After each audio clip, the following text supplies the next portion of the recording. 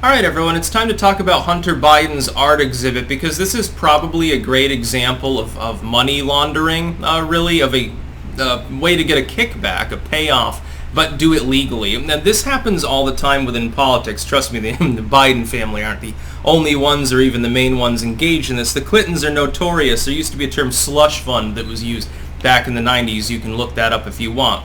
The basic idea is this. Politicians get reasonably high salaries, but considering the average wealth of people, like in Congress, governors and stuff, you'd think, well, how could that possibly be? You know, you're supposed to make $400K a year or $300K a year, and yet you get like $20 million after only a decade.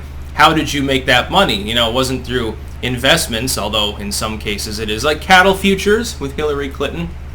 Cattlegate, look that up as well. Yeah, a lot of scandals. It's amazing how corrupt these people are and how people tolerate it. No, you sell a tangible good. So for instance, let's say that I'm taking bribes from China. The Chinese have approached me. They want me to sell my nation down the river. They can't give me money directly. It's a foreign entity. What they can do, though, is put a bunch of money into a middleman company specifically designed to buy up my book or other people's books. It's a publishing house. It's U.S. based. It just happens to take investment from Chinese people. Well, it's earmarked. They'll buy up a certain number of books, and of course, I'm getting the proceeds from that. Oh, I sold 500,000 copies of my new memoir that has a 5-star rating from 3 ratings on Amazon, like 10 fucking actual people bought it.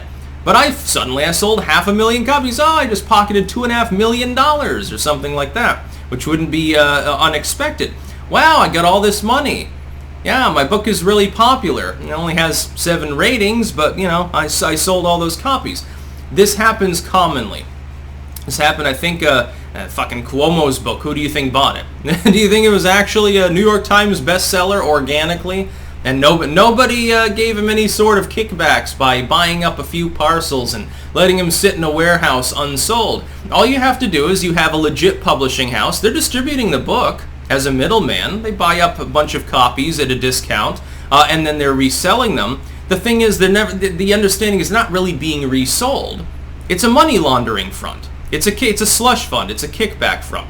So when Hunter Biden says, well, I've decided to become an artist and like waxes poetic about what art is and stuff and is selling them for like upwards of $100,000 a piece.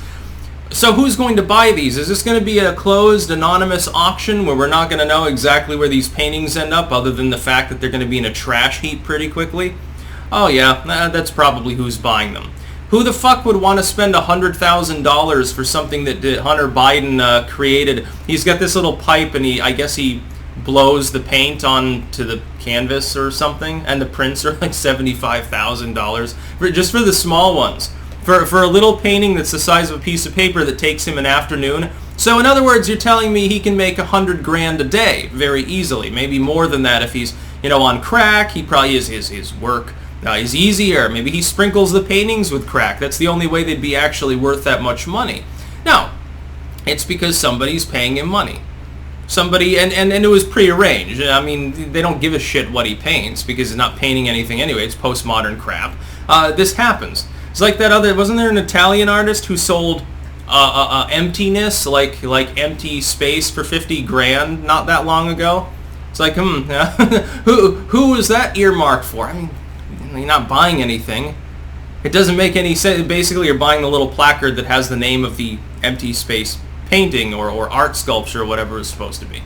With Hunter Biden, basically, this is a way of him making considerable amounts of money from shadowy, dubious individuals who probably could not legally pay him directly.